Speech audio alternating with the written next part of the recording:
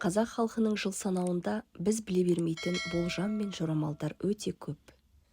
Қазақ халқымыздың есебі бойынша 12 жыл бар. Әр жылдың атауынан неге олай аталғанын мектеп кезімізден бастап хабарымыз бар. Ендеше сіздерге одан бөлек те әр жылға тың ақпараттармен бөліскеніміз жөн болар. Жылдың ерекшеліктеріне зер салайық. Тышқан жылы.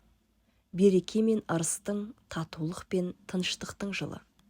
Табиғи белгісі су. Бұл жылы туғандар мінезі тік, алғыр, бастаған ісін аяғына дейін жеткізетін мол жауапкершілікке ие болады. Жаман қасиеттері қызғаншақ, сатқын, кейде шыдамсыз, қырсықтау болып келеді. Сиыр жылы. Дау-жанжалдарға толы тарихта ауыртпалық пен қиындықтар сиыр жылында көп болған. Сиыр жылы сәтсіздікке толы дейтін тіркес те жиі айтылып жатады. Ырым-нанымдарға сүйенер болсақ, сиыр жылы туғандар сол жылы сиыр малын бауыздамайды. Табиғи белгісі су. Бұл жылы өмірге келгендер тұрақты, сабырлы, көшбасшылық қабілетке ие, еңбекқор болып келеді. Жаман қасиеті талапшыл, қатал, қырсық, ашуланшақ болып келеді. Барыс жылы. Қиындығы мен қуанышы аралас жүретін жыл. Табиғи белгісі ағаш.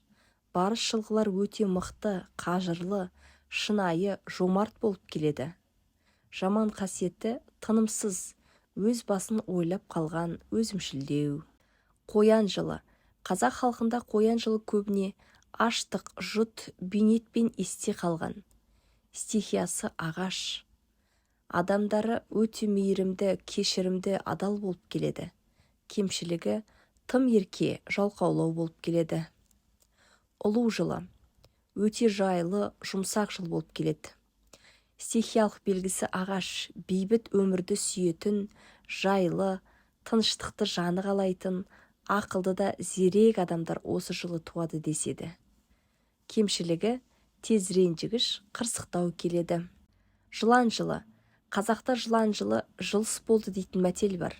Демек, жайлы жыл болса керекті. Табиғи белгісі от. Терең, ойшыл, дана, тұрақты, сенімді адамдар өмірге келеді екен. Кемшілігі өте күмәншіл, суық адамдардан тыс жүргенді жақсы көреді, жалғыздықты жаны сүйетіндер. Жылқы жылы. Жылқы жылы жұтсыз.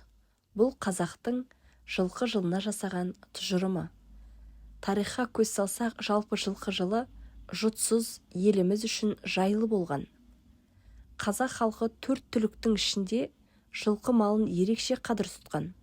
Өйткені халқымыздың тыныс тіршілігі жылқы түлігімен тығыз байланыста болған. Жылқы жылы туылғандар жұмыс аты сияқты, жұмыстан ешқашанда жалықпай, таңертеңнен кешке дейін бір тыным таппайды. Әйтеуір күні бойы тыпырлап, мазасыз күй кешеді. Қой жылында той көп болады деседі көреген халқымыз. Молшылық жылы саналады. Табиғи белгісі от, өте әділ, ұялшақ адамдар өмірге келеді екен. Кемшілігі тынымсыз, түңілгіш, аса сезімтал, еріксіз болып келеді. Мешін жылы. Халқымыздың пайымдауынша жайсыз жыл болып есептеледі.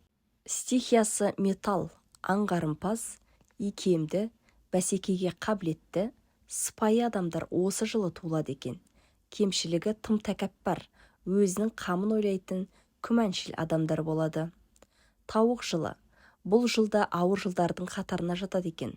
Халқымыздың басынан тауық жылында көптеген келеңсіздіктер өткен. Белгісі металл, өте жинақы, жүйрік, мұқият, жауапкершілігі зор адамдар дүние есігін ашады екен.